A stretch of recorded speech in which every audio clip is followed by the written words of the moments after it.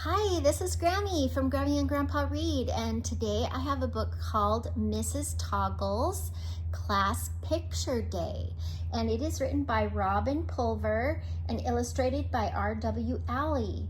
We have a playlist for the Miss Toggle books, so make sure you look for it. I will link it below, okay? Looks like it's a pretty windy day. As soon as Mrs. Toggle's children walked into the classroom in the morning, they ran right back out. Yikes, yelled Joey. What was that? Cried Caroline. The creature in their room came after them. Children, it's me, your teacher, Mrs. Toggle. I'm having a bad hair day. The children lowered their hands from their faces. It's Mrs. Toggle, all right, said Nina. But we shouldn't stare, said Caroline. Bad hair day, said Joey. It's more like a bad scare day. I thought it was a nightmare day, said Dinah. Paul said, it will be a nightmare if we can't review subtraction for our test. Uh-oh, said Caroline. It's school picture day. That's right, said Mrs. Toggle. I can't have my picture taken looking like this.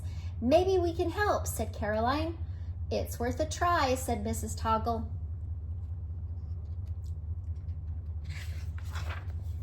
The children used paper clips and rubber bands on Mrs. Toggle's hair. They patted and sprayed and taped. They glittered and glued. But when they were done, Mrs. Toggle's hair was still bad. The principal, Mr. Stickler, stepped in. Mrs. Toggle, is that you? He asked. What was all the shouting about? I am sorry, Mr. Stickler, said Mrs. Toggle. The noise was my fault. I scared the children. I am having a bad hair day. I have never heard of such a thing, said the principal, but if your hair is being bad, you must bring it to my office for a time out. You come too. I suppose your hair is attached to you. We're attached to Mrs. Toggle too, said Caroline. We love our teacher even when she's scary. Besides, said Paul, we need to review subtraction for our test. So Mrs. Toggle's hair headed to the principal's office. Mrs. Toggle went along with it, and so did Mrs. Toggle's students. Mrs. Toggle sat down with her hair in a time-out chair. But Mrs. Toggle's hair didn't stop being bad. It didn't settle down one bit. Oh dear, said Mrs. Toggle. Now I'm having a bad chair day as well as a bad hair day. The custodian, Mr. Abel, walked in. Mrs. Toggle, he said, is that you? Your hair, it looks great. There's no need to be polite, Mr. Abel, said Mrs. Toggle. I'm having a bad hair day. Hey, Mr. Abel, said Dinah, you can fix everything. Could you repair Mrs. Toggle's hair? Oh, yes, please, begged Paul, so we can get busy reviewing subtraction for our test. And so she'll look good for school pictures, said Nina. Mr. Abel scratched his head. I used a blow dryer to fix my own hair, but there's no blow dryers at the school. I'll try to think of something else. Meanwhile, Mrs. Toggle, why don't you see the nurse? When I have a bad back, I take medicine. Maybe Mrs. Schott has medicine for bad hair. So Mr. Stickler gave Mrs. Toggle permission to take her hair to the nurse's office. I'm glad I've never had a bad hair day, he said. You don't have much hair at all, declared Caroline. It's been subtracted from your head, observed Paul. That's right, said Mr. Stickler. My head is perfect. My perfect heads don't need hair to cover them up. At the nurse's office, Mrs. Schott took one look at Mrs. Toggle and shrieked. Mrs. Toggle, what bad hair you have. I know, said Mrs. Toggle. We're hoping that you have medicine for it. to make it settle down, explained Nina. Like Mr. Abel's bad back sometimes, added Dinah. Mrs. Schott shook her head. I have no medicine for bad hair, but just in case bad hair is catching, you had better wear a mask. Mrs. Schott put a mask over Mrs. Toggle's mouth and nose to keep the bad hair germs from spreading.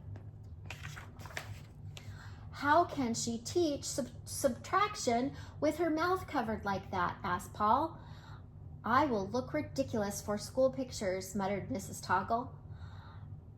It's the best I can do, said Mrs. Schott, but why don't you go to the art room? Maybe Mrs. Doodle can help you.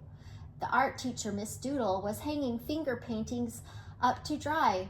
Mrs. Toggle, exclaimed Miss Doodle, it's not your day for art, is it? And what in the world have you done to your hair? She's having a bad hair day, exclaimed Nina.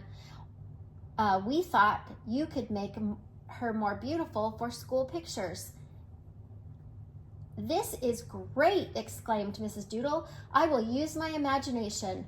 But, Mrs. Toggle, why are you wearing that ugly mask?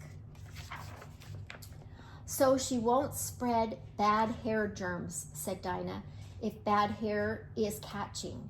Oh, said Mrs. Doodle, I can make the mask look better too. She painted polka dots on it, and then she said, and now for my masterpiece. Mrs. Doodle fluffed and flipped and pushed and poofed.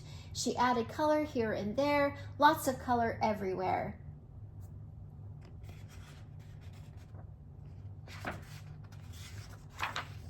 Oh, there, she said at last. The children, how did I do?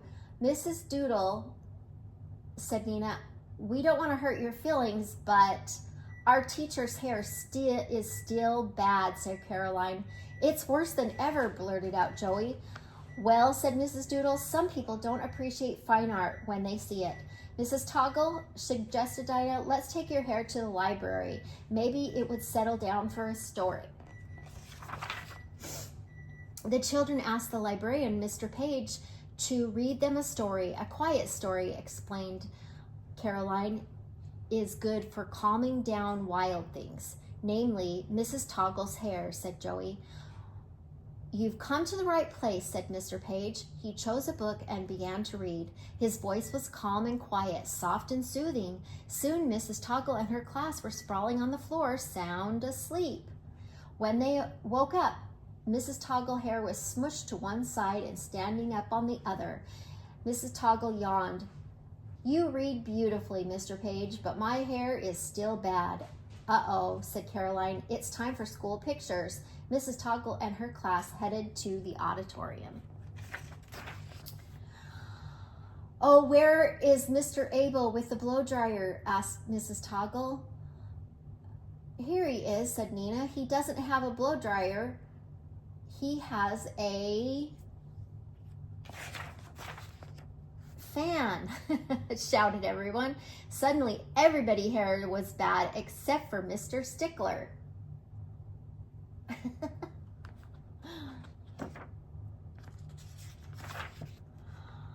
Sorry, Mrs. Toggle, said Mr. Abel. I guess that was too much air for your bad hair. That's quite all right, Mr. Abel, exclaimed Mrs. Toggle. In fact, I'm forever grateful. Now I'm not the only one with bad hair. A few weeks later, when the pictures were ready, Mrs. Schott took one look and shouted, I was afraid that bad hair was catching. Paul put his picture up on the refrigerator at home. Who cares about bad hair? At least I passed subtraction.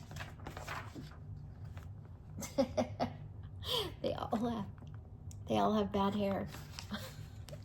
I hope you like this book. Please subscribe to our channel and like the video.